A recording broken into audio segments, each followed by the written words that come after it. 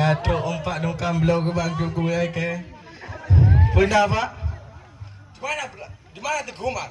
Lah lupa ada kumar pak. Kamu bohong. Lu betul apa lu lupa ada kumar lu? Berikan surat ini kepada dia. Oke pak oke. Maju. Orang Belanda ke basket. Orang Belanda ke basket. Maju.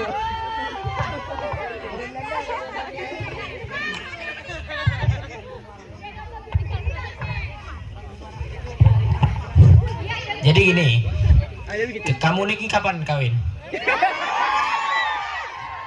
Masa ada gede kayak ini nggak kawin? Aduh.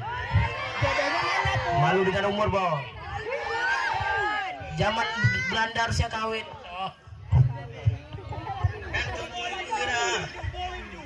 Untuk kerang kawin ah.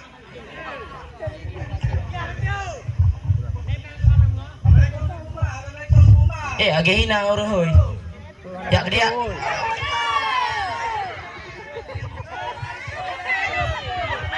Betul.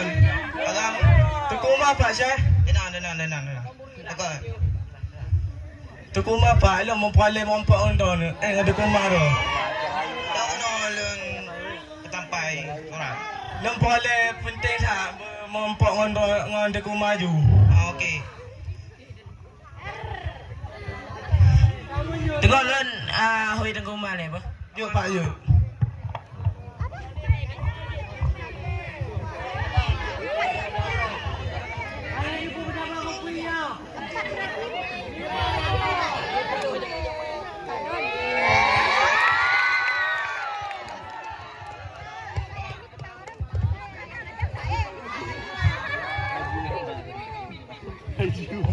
Assalamualaikum. Waalaikumsalam. Aku. Pernah agam? Benar tengku umar. Gunakan lon tu bahu ku mekat ide patai.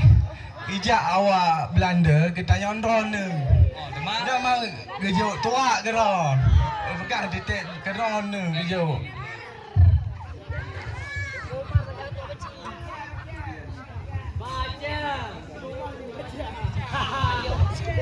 Tenang Hagam. Hanya apa yo bak Belanda nyo.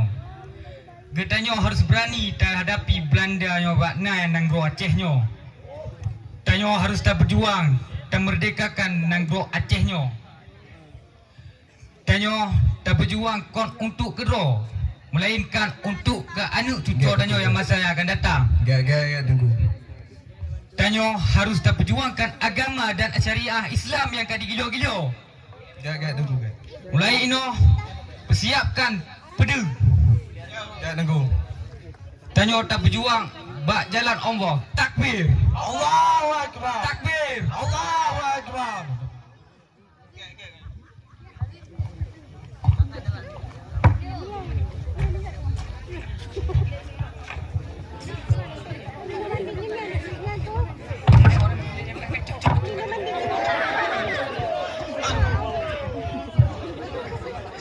Belanda Aceh.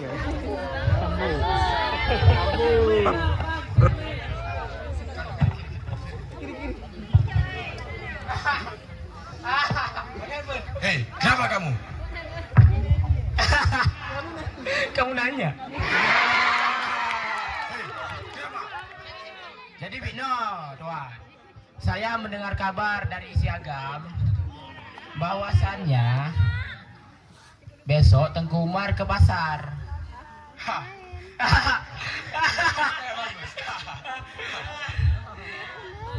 Saya kasih info ini tidak semena-mena, tuan. Saya ingin hadiah dari tuan. Apa yang kamu inginkan? Sepertinya tuan tidak tahu yang saya inginkan. Saya inginkan yang di tangan prajurit tuan itu, tuan. Ini. Ya, tuan. Ini. Ya. Kasih kepada dia. Terima kasih, tuan. Ya.